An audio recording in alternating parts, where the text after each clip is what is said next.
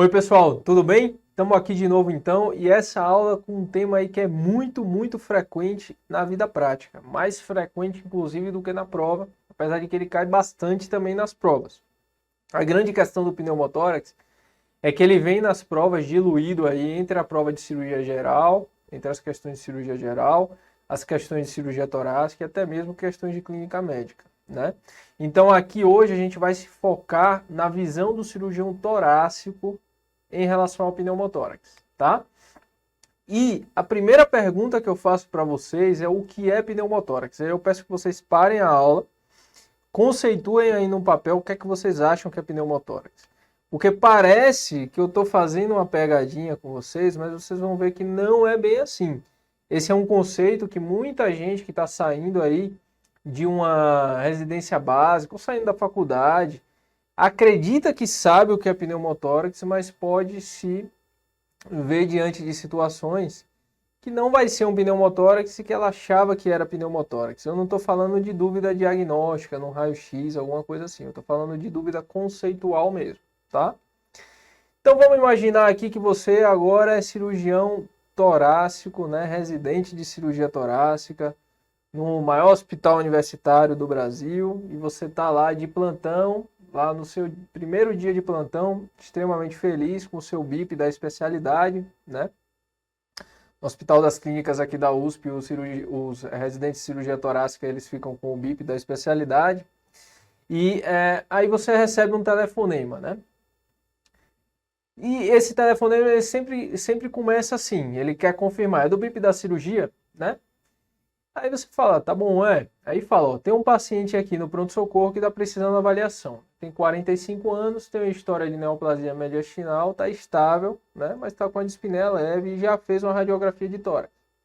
Ele sempre fala para você que já fez a imagem, para você já não dar aquela barrigada, depois eu vou lá, faz o raio-x e eu vou lá, né? Quer que você vá lá agora. E aí você chega, avalia a radiografia do paciente. O que é que a gente vê aqui nessa radiografia, né? A gente vê um grande velamento do hemitórax esquerdo, né? Esse velamento, inclusive, tem um desvio para o mediastino contralateral, desvio mediastino aqui para o lado contralateral à lesão. Então, muito provavelmente isso daqui não é uma atelectasia, né? Uma atelectasia pulmonar completa, porque o mediastino não está retraído para o lado da lesão, né? E aqui do outro lado a gente vê uma imagem pulmonar, uma densidade pulmonar relativamente normal, né? Uma penetração relativamente normal. E você até acha estranho, porque essa paciente está oligossintomática, está com a dispneia leve, era para ela estar muito mais sintomática, né? E aí você lembra que tinha uma história de tumor de mediastino também. Então você pensa que isso daí deve ser um derrame pleural, né? Porque está empurrando o mediastino por outro lado, não deve ser uma atelectasia, e você vai querer fazer o quê? Você vai querer drenar esse paciente. Mas como tem uma história de tumor de mediastino e você está no maior hospital universitário da América Latina, você vai ter à sua disposição um ultrassom de tórax, né? E aí você, como um bom médico, vai utilizar a ultrassonografia de tórax para complementar a sua avaliação radiológica e guiar aí a drenagem pleural desse paciente. Você realmente confirma que ele tem líquido aqui, né? Você vê o sinal da água-viva, né? O jellyfish signal, né? E você procede com a drenagem pleural. Drenagem totalmente tranquila, saiu lá 500 ml de líquido. Você esperou mais um pouco, saiu mais 500 ml, o paciente melhorou da dispneia e você vai embora lá, dá seguimento à sua ronda aí no hospital, né? Até que você recebe novamente uma ligação, né? O intensivista lá, o plantonista, fala para você que o paciente agora está com pneumotórax do mesmo lado que você drenou. E aí você fala, como que pode estar com pneumotórax se está drenando e o dreno estava funcionando, saiu 1,5 litro, né? Então você volta lá e vê a radiografia de tórax do paciente. E aí o que é que você vê agora, né? Você já vê o campo pulmonar direito já bem maior, o mediastino já posicionado na sua região mais centralizada, né? Mas você realmente vê que não tem uma expansão pulmonar completa aqui à esquerda, né?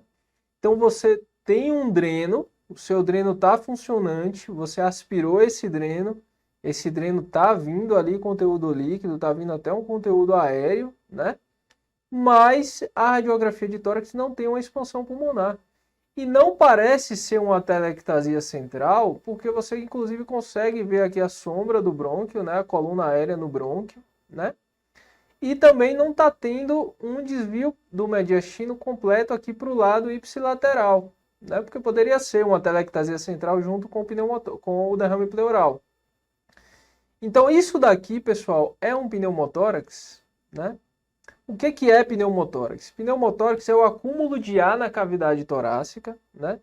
Impedindo a expansão de um pulmão que é capaz de ser expandido, né? Então aqui a gente está vendo um grande pneumotórax à direita, a gente drena esse paciente, né? E esse pulmão ele reexpande ocupando toda a cavidade pleural. Esse é o conceito de pneumotórax. Esse paciente que a gente avaliou anteriormente, né, que é esse raio-x daqui, ele não tem um pneumotórax, ele tem uma cavidade pleural residual. É diferente de um pneumotórax, né? Eu estou com a pleura drenada, eu estou com o dreno, sistema de drenagem funcionante, e esse paciente tem um pulmão encarcerado por conta de uma disseminação neoplásica aí para a pleura. Esse pulmão ele não consegue expandir. Então isso não é um pneumotórax, isso é uma cavidade pleural residual, né? Ela pode ser decorrente de encarceramentos pulmonares, ela pode ser decorrente a ressecções pulmonares, então eu faço uma pneumonectomia, faço uma lobectomia, até eu ter uma compensação ali do conteúdo intratorácico, né? Eu posso ter uma cavidade pleural residual, né? E é muito importante que vocês saibam fazer essa diferenciação, tá? E agora eu vou falar um pouquinho aí da dinâmica pleural, para vocês entenderem bem como que funciona a questão do pneumotórax, né? A primeira coisa que a gente precisa discutir são conceitos básicos ali de gases, né? Os gases, eles, pelas leis naturais da física e química, eles tendem a ocupar todo o espaço disponível, né? Então, se eu coloco 20 ml de oxigênio numa sala de 40 metros quadrados, esse oxigênio ele vai ocupar de forma igualitária toda essa grande sala, né? E o fluxo desse ar, esse oxigênio, ele vai passar de uma sala para outra de acordo com a pressão que eu tenho em cada uma das salas, né? Então, se eu tenho um metrô aqui muito cheio, né? Esse gás, que pode ser visto como essas pessoas, elas vão ter a tendência a sair se a estação estiver mais vazia do que o metrô, né? Isso é importante para a gente poder entender como que funciona a dinâmica pressórica na pleura, né?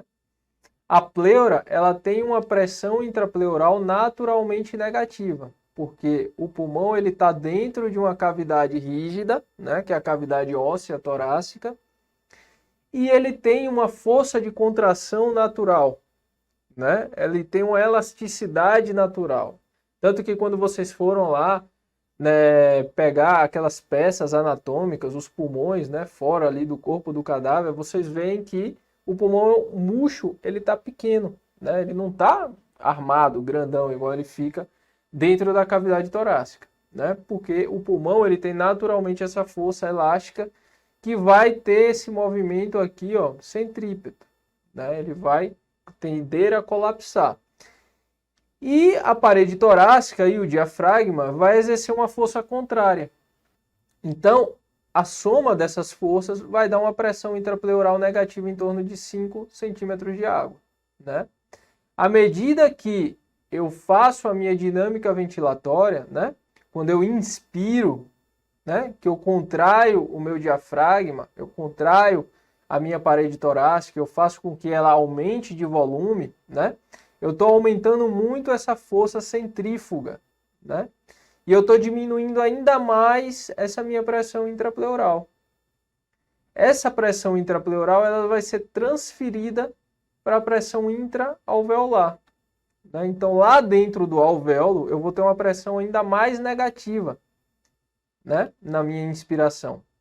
E com isso, quando eu abrir a minha glote, o ar vai penetrar, porque ele vai sair de uma pressão atmosférica, né, maior para uma região de menor pressão, que é o intraalveolar. E a expiração vai fazer o fluxo inverso, né? Então é comum a gente ver nos livros de fisiologia esses gráficos que comparam o momento da inspiração com o momento da expiração, né? Os volumes inspirados e a pressão intrapleural, né? Então, na inspiração, a pressão intrapleural ela vai de negativo para ainda mais negativo, para poder sugar o ar atmosférico para dentro do espaço alveolar, né? E na expiração, eu vou aumentar essa pressão intrapleural, mas frisando que ela nunca vai deixar de ser negativa. Então, eu sempre vou ter uma pressão intrapleural negativa. E o pneumotórax vai acontecer, então, quando eu tiver uma perda desse invólucro que permite que a pressão intrapleural seja sempre negativa. Então, eu vou ter uma entrada de ar nesse espaço pleural e a pressão intrapleural ela vai ficar ou igual à pressão atmosférica ou maior. E isso daí vai ser o pneumotórax se esse pulmão tiver uma capacidade para expandir naturalmente, tá?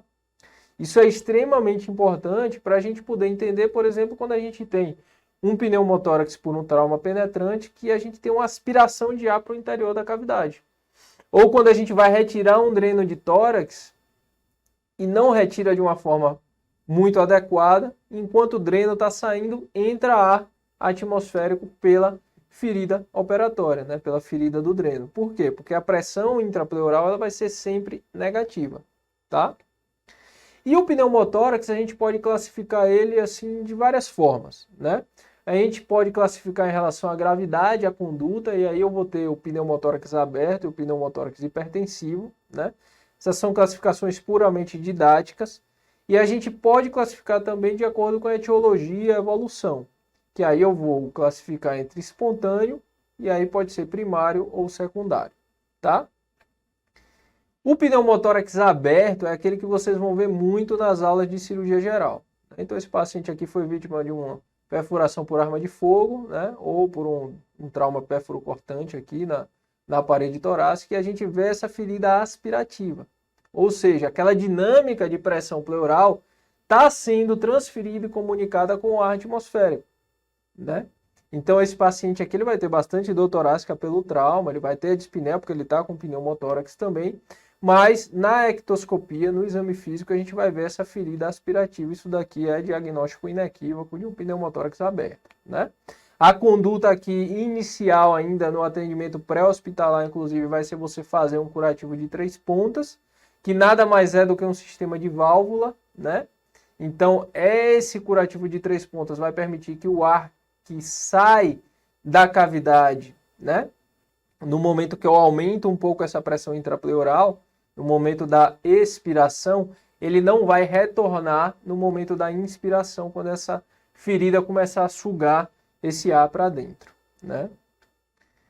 E o pneumotórax hipertensivo é aquele pneumotórax extremamente grave que pode ter aí comprometimento hemodinâmico do paciente, né?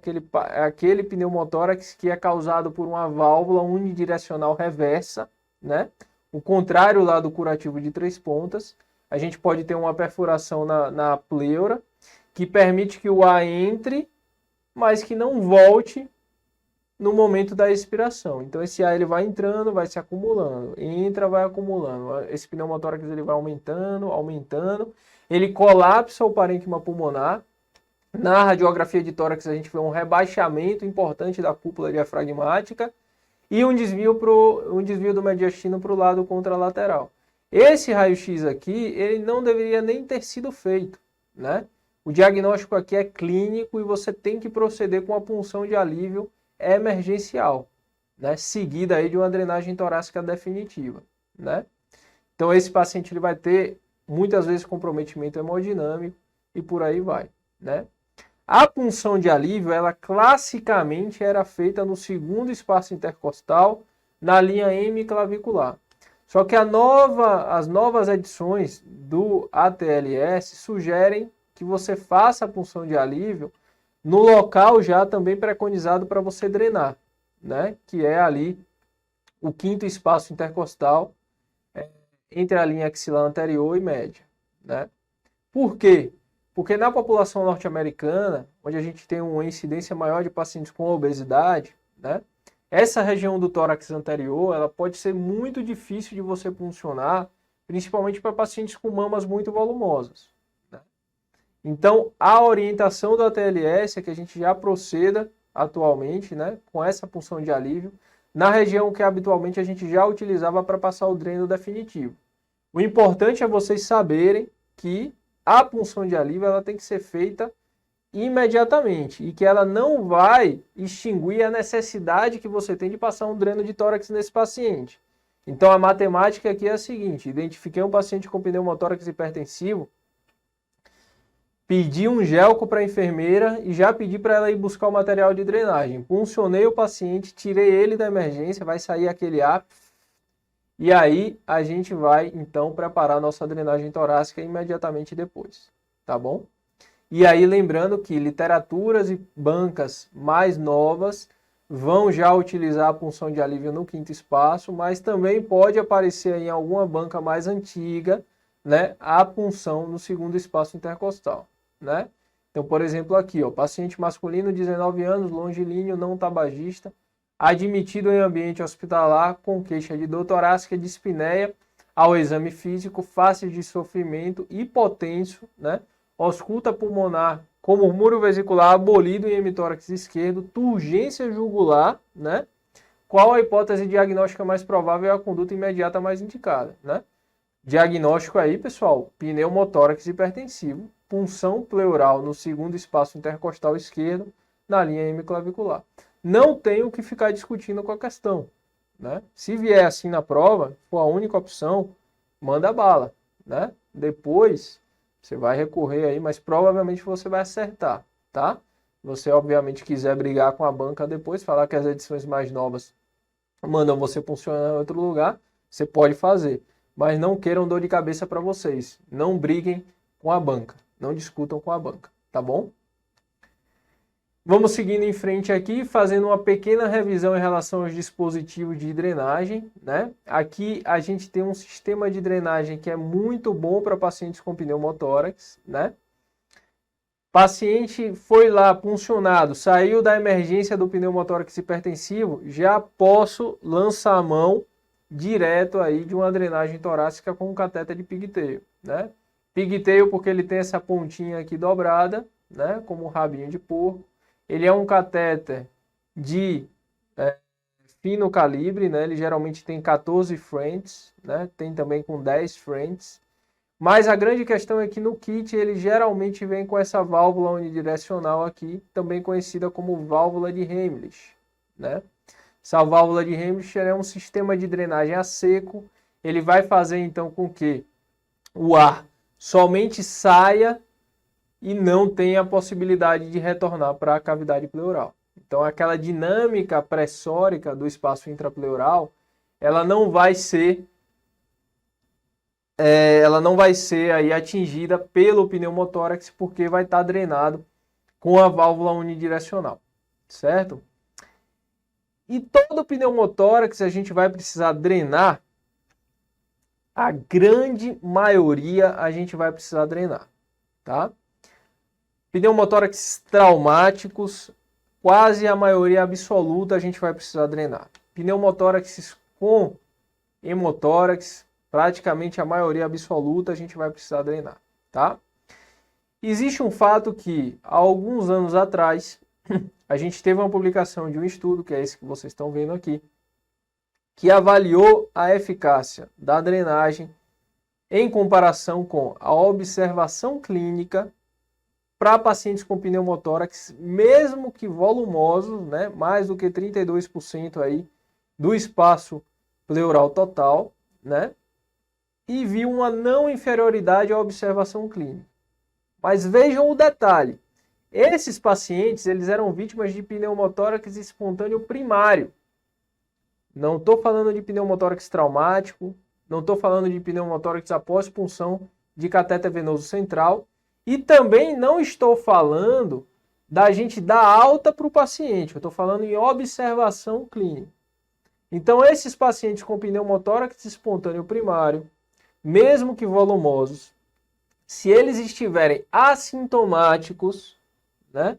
Se eles estiverem com pneumotórax apenas de um lado, a gente pode adotar uma conduta de observação. Eu interno esse paciente, faço radiografias seriadas, e aí pode ser a cada 6 horas, a cada 8 horas, né?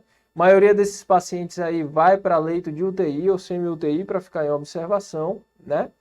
E se ele permanecer assintomático por 24, 48 horas, sem progressão radiológica do pneumotórax, eu posso manter uma conduta conservadora. Se ele apresentar sintoma ou uma piora radiológica, eu procedo com a drenagem torácica, tá certo? Então vamos falar um pouco do pneumotórax espontâneo, que é isso aqui que cai mesmo em prova nas questões de cirurgia torácica, né? O pneumotórax espontâneo ele vai poder ser primário ou secundário, e aí a grande diferença entre os dois vai ser a questão de uma existência ou não de uma doença pulmonar pré-existente, né? O paciente com pneumotórax espontâneo primário não vai ter nenhuma doença pulmonar pré-existente, enquanto o secundário vai ter alguma causa já pré-existente para explicar o surgimento daquele pneumotórax espontâneo. Porque o pneumotórax espontâneo é aquele que ocorre de forma espontânea. Não teve nenhum trauma, nenhuma passagem de catéter venoso central, né? Nenhum trauma contuso também que pode levar ao pneumotórax. Esse paciente estava muitas vezes dormindo ou fazendo alguma atividade física sem ter nenhum impacto na cavidade torácica e teve um pneumotórax espontâneo, né? Aí ele vai poder ser primário, se não tiver nenhuma doença sobrejacente, ou secundário se tiver, por exemplo, um enfisema pulmonar, né? Então, é típico que apareça esse paciente aqui na prova. Aquele paciente jovem, longilíneo, aquele cara que não engorda por nada no mundo, já faz academia há 3 anos e continua nesse shape aqui, né? E que chega com dor torácica súbita, dispneia. Eles às vezes querem confundir você um pouco com a síndrome coronariana, só que você é esperto, você fala paciente com 19 anos, síndrome coronariana, acho que não vai ser. E esse paciente, ele às vezes já chega com episódios prévios similares, né? Aí eles dão a radiografia de tórax, na radiografia de tórax a gente vê aqui que tem um pneumotórax. Esse é o paciente do pneumotórax espontâneo primário, né? É esse camarada aqui, ó, longilíneo, sexo masculino e jovem, tá? Ele não tem nenhuma doença pulmonar prévia conhecida, ele não tem bolha pulmonar de enfisema, ele não tem nada disso, né? Nesses pacientes eu vou ter que procurar aí informações importantes. Primeiro eu vou precisar saber quantos episódios ele já teve, né? Se ele teve algum episódio bilateral ou se esse episódio é bilateral. Eu vou precisar saber a profissão desse paciente, né? Porque é importante que eu saiba se ele tem uma profissão de risco ou não, né? E onde que ele mora. Isso tudo é para eu poder decidir qual vai ser a minha conduta com esse paciente. Se eu vou operar ele de cara ou se eu vou fazer um tratamento conservador, tá? Então, pessoal, pneumotórax espontâneo primário, ele não tem uma doença pulmonar pré-existente, né? Mas a gente advoga que esses pacientes, eles têm pequenas bolhas pulmonares, a gente chama de bleb, que é bolha em inglês, né? Mas essas bolhas não estão relacionadas, por exemplo, a um fumo excessivo, a um enfisema pulmonar. São bolhas aí que estão no pulmão desses pacientes de uma forma já natural desde a infância, né? E esses pacientes, eles vão precisar de uma avaliação em relação à sua profissão, principalmente, porque tem profissões que vão trazer um risco maior para a ruptura dessas bolhas, né? Então, por exemplo, mergulhador de profundeza, né? Esses caras aqui estão mergulhando aqui com escafandro, né? A gente tem uma diferença pressórica muito grande, né, no ar inspirado.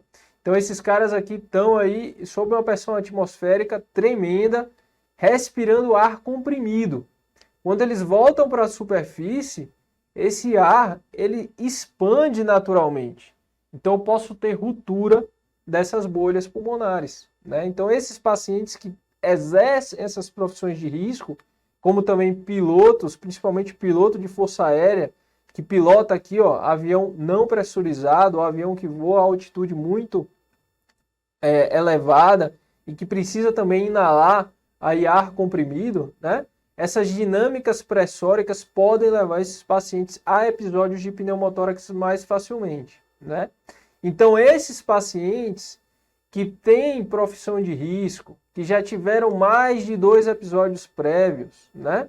Que têm dificuldade ao acesso hospitalar, eu vou operar esses pacientes muitas vezes a partir do primeiro episódio de pneumotórax espontâneo primário.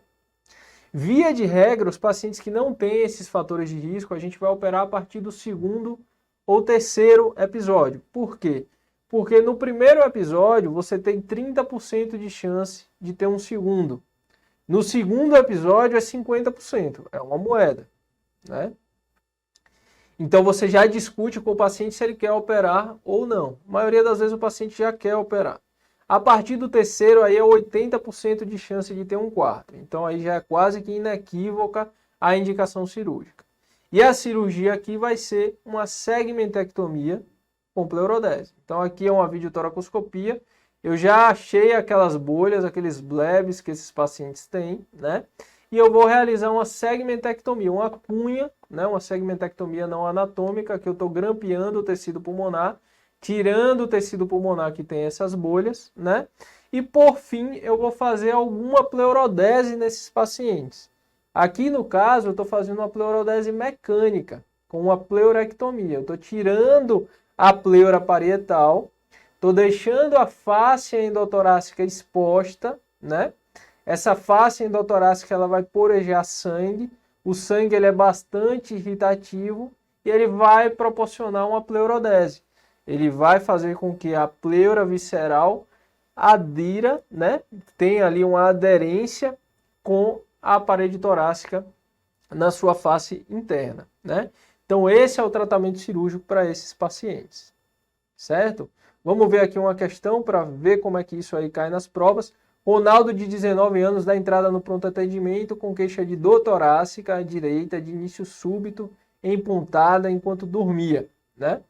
Discreta dificuldade respiratória. Ao ser questionado sobre história mórbida, pregressa, nega doenças prévias, tabagismo ou etilismo. Então ele está te dizendo que não tem patologia pulmonar pregressa. Ao exame físico apresenta sinais vitais normais, estáveis, ausculta cardíaca sem alterações e ausculta pulmonar com redução do murmúrio vesicular à direita. Considerando o caso clínico apresentado, a conduta apropriada nesse momento é a realização de: esse paciente tem um pneumotórax hipertensivo? Não, ele está estável. Ele tem um pneumotórax provavelmente espontâneo, primário, não hipertensivo, mas está sintomático. Ele tem discreta dificuldade respiratória.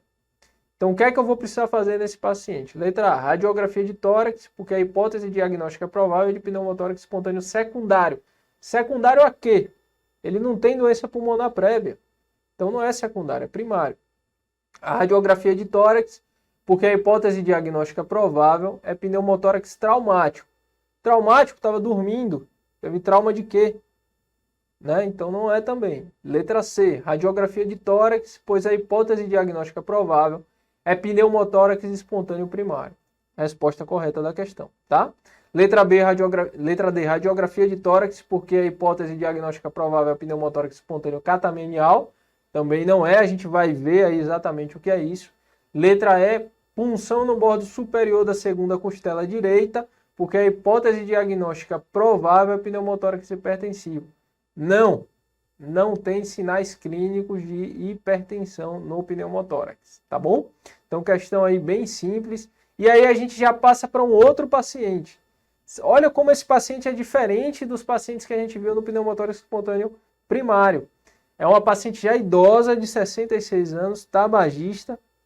Ela está assintomática e tem essa radiografia de tórax aqui, né? Você olha essa radiografia e você fala, nossa, tem um pneumotórax aqui. Será que é pneumotórax mesmo? Diante desses casos, pessoal, principalmente paciente assintomático, faça uma tomografia de tórax. E na tomografia de tórax a gente vê que essa paciente tem muitas bolhas pulmonares. Muita bolha pulmonar gigante, inclusive, né? Essa paciente, se você coloca um dreno ali inadvertidamente, você está colocando um dreno dentro do pulmão, dentro de uma bolha dessa daí. Você está fazendo uma lesão iatrogênica no paciente, né? E a outra paciente é essa daqui, que tem 30 anos de idade, sexo feminino, não tabagista, também teve uma dor súbita, né? E nas tomografias prévias, você já vê que ela tem vários cistos pequenos no pulmão, né? Essa paciente é aquela paciente que vai ter uma intersticiopatia cística, né? Um pneumotórax espontâneo secundário a essa pneumopatia cística, né? Assim como a senhora mais idosa, o tabagista, vai ter um pneumotórax espontâneo secundário ao enfisema pulmonar bolhoso que ela tem. Então, nesses casos, são secundários a alguma doença já conhecida, né? Por isso que não é pneumotórax espontâneo primário, né? Nesses casos aqui, o tratamento vai depender muito da doença de base, né? Então, por exemplo, aquela paciente com intersticiopatia cística jovem, linfangioleumioma-tose, pode ser que ela tenha indicação, por exemplo, de fazer uma ressecção pulmonar com transplante pulmonar, né? Pode ser que ela tenha uma perda progressiva de função pulmonar e tenha uma indicação de transplante pulmonar. Assim como a paciente com enfisema pulmonar também, pode ser que tenha indicação inclusive de transplante pulmonar. Ou pode ser que ela tenha uma condição clínica tão ruim, já seja tão idosa, que ela tenha indicação pura e simplesmente de uma drenagem seguida de uma pleurodese, né? Uma pleurodese aí, até mesmo uma pleurodese química, talc slurry, como a gente viu lá nas aulas de derrame pleural linfocítico, né? Então aqui, pessoal, vai depender muito de qual diagnóstico base, de qual é a evolução do paciente. Os critérios para você drenar a cavidade pleural são os mesmos. Teve pneumotórax, o paciente está sintomático, né? Pneumotórax foi grande, está aumentando nos controles radiológicos, precisa drenar esse paciente, tá? Mas qual vai ser o tratamento definitivo? Não vai ser segmentectomia com pleurodese na maioria dos casos. Em alguns casos, você até pode fazer uma ressecção pura e simples de uma bolha em específico, principalmente se for uma bolha gigante, você vai fazer uma bulectomia, né? Aqui é uma cirurgia aberta, paciente com bolha pulmonar gigante, a gente acabou de fazer a toracotomia, essa bolha já pulou aí para fora da cavidade torácica, e a gente vai então fazer uma bulectomia, a gente vai grampear essa bolha, ressecar essa bolha, de maneira que essa bolha ela vai, inclusive, permitir que o parênquima residual saudável ocupe melhor a cavidade pleural. O paciente até às vezes melhora um pouco da função respiratória e para de ter pneumotórax de repetição por conta da ruptura repetida dessa bolha, né? Bolhas gigantes, elas vão ser de indicação cirúrgica quando tiverem mais de 50% do volume, né, da cavidade torácica, quando o paciente tiver pneumotórax de repetição, né? Ou essa bolha ela estiver aumentando de volume de uma forma progressiva e rápida, tá? E aí eu trago esse caso aqui para vocês, ó. Paciente jovem, né? Sexo feminino, 26 anos, com dor pélvica e torácica ventilatória. Tem dispneia e já teve episódios similares desde os 14 anos de idade. E aí você olha a radiografia dessa paciente, o que é que ela tem aqui? Um hidropneumotórax. Então ela tem um derrame pleural com pneumotórax. Você fala, pô, que caso estranho. Mas o que é que chama a atenção nesse caso? Ela tem dor pélvica e ela começou a ter isso por volta dos 14 anos. Ou seja, lá próximo da menarca, né? Então aqui, pessoal, a gente está diante de um quadro de pneumotórax catamenial. Pneumotórax catamenial, ele é decorrente de implantes de endométrio na pleura visceral do paciente. Então quando a paciente entra no ciclo menstrual, né, no ciclo endometrial, ela vai ter aquela proliferação de células endometriais também nesse implante. E ela vai ter aquela morte celular também, típica da menstruação, também nesse implante. Então é como se ela tivesse um processo de menstruação dentro da cavidade pleural. Isso daí erode a pleura visceral e ela tem pneumotórax catamenial. Geralmente está relacionado a quadros de dor pélvica também, né? Na maioria dos casos é à direita, né? A gente não sabe explicar exatamente o porquê, mas a maioria dos casos é a direita. E essas pacientes, elas podem ter também pneumotórax pós-coito, né? O paciente teve uma relação sexual e aparece com pneumotórax depois, né? E não é por nenhum trauma, nem nada, é só pela penetração de ar pelo canal vaginal, né? Esse ar ele vai entrar também na cavidade peritoneal e essas pacientes, elas geralmente têm essas fenestrações diafragmáticas, ó. Então aqui eu estou fazendo uma videotoracoscopia, eu consegui ver esses implantes, né, pleurais aqui, viscerais, e eu consigo ver esses orifícios diafragmáticos. Então a cirurgia aqui vai ser a ressecção desses implantes, né, com ressecções em cunha, né, e aplicatura do diafragma, né, para poder fechar esses orifícios, né. Essas pacientes, elas vão muito bem nos seus períodos gestacionais, né, porque você tem uma interrupção ali do ciclo endometrial, então você não vai ter problemas de pneumotórax durante a gestação. Essas pacientes, inclusive, se elas têm desejo de engravidar, a gente recomenda que elas engravidem, não tem nenhum problema, tá? E o tratamento clínico inicial é com bloqueio hormonal, né? Você faz um bloqueio aí do ciclo menstrual para você impedir que tenha esses quadros de pneumotórax recorrentes. Não resolvendo, a gente parte para essa cirurgia, que é a ressecção dos implantes com aplicatura diafragmática, certo? Então vamos ver aqui mais uma questão, né? Santa Casa de Misericórdia de Goiânia. Pneumotórax compreende a presença de ar na cavidade pleural. Em relação ao pneumotórax, marque a alternativa correta. Letra A. O uso de oxigênio pode auxiliar na reabsorção do pneumotórax pelo aumento da difusão do mesmo. Essa questão é muito interessante por conta dessa alternativa. Vamos deixar ela um pouquinho quieta aí. Vamos passar para B. Não se deve drenar pneumotórax de pequeno volume pela possibilidade de absorção do mesmo, mesmo que o paciente se encontre dispneico. Falso, né, pessoal? Se o paciente está sintomático, a gente precisa seguir com a drenagem torácica, né? Ele não vai se enquadrar naquele estudo, mesmo sendo um paciente com pneumotórax espontâneo primário. Está sintomático, a gente precisa drenar o paciente.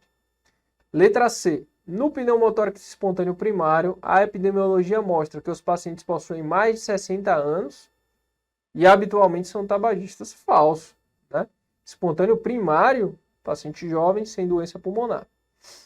Letra D. A principal causa de pneumotórax espontâneo secundário são as bolhas subpleurais chamadas de BLEB, não é de enfisema bolhoso. Enfisema bolhoso é pneumotórax espontâneo secundário ao enfisema bolhoso, tá? Então o gabarito aqui, mesmo que a gente fosse por exclusão, seria a alternativa A, mas muita gente não tem conhecimento desse conceito. Então o que é que acontece? Paciente que tem pneumotórax de pequeno volume, mesmo que assintomático, muitas vezes a gente vê os médicos deixando esse paciente com oxigênio suplementar. Por quê? O que é que acontece? O ar atmosférico, que é o mesmo ar que está lá no pneumotórax, entre o pulmão e as costelas, né, dentro da cavidade pleural que foi violada, ele vai ser composto prioritariamente por nitrogênio, né? Então eu tenho lá 78% de nitrogênio nessa concentração, nessa difusão de ar ali dentro do espaço pleural, né? Se eu coloco um oxigênio suplementar para esse paciente, né, eu aumento essa fração de oxigênio dentro do ar inspirado. Então o ar que vai chegar lá no alvéolo, ao invés dele ter 70% de nitrogênio, ele vai ter algo em torno de 50%, né? E lembra daquele conceito que eu falei lá no começo da aula, que o ar, ele tende, os gases, né, eles tendem a ocupar todo o espaço disponível e tendem a seguir do fluxo de maior concentração, maior pressão, para o de menor concentração, menor pressão. Então, se eu estou inalando um ar para o meu espaço alveolar, onde a concentração de nitrogênio é de 50%, e no meu pneumotórax eu tenho uma concentração de nitrogênio de 70%, esse nitrogênio do meu pneumotórax, ele vai se difundir mais facilmente para o meu espaço alveolar, para poder equilibrar ali as concentrações, e eu vou expelir esse nitrogênio de uma forma mais fácil e abundante. Então, eu aumento a oferta de oxigênio para poder facilitar que eu exale mais nitrogênio, que é o maior volume que a gente vai ter aí no ar atmosférico, no ar do pneumotórax. Isso ajuda também, o mesmo conceito teórico, para a reabsorção de efizema subcutâneo, né, que a gente vai ver aí em aulas mais para frente, tá? Então, seguindo esse gradiente de pressão, o nitrogênio ele é mais facilmente expelido, a gente consegue então aumentar a taxa de reabsorção, né, de resolução aí desse pneumotórax, tá? Então, seguindo aqui em frente, ó, paciente mais uma vez aqui masculino, 19 anos, longilíneo, não tabagista, admitido em ambiente hospitalar com queixa de dor torácica e dispneia, ao exame físico, né? Ele tinha faces de sofrimento, hipotensio, ausculta pulmonar com murmúrio vesicular abolido, turgência jugular esquerda.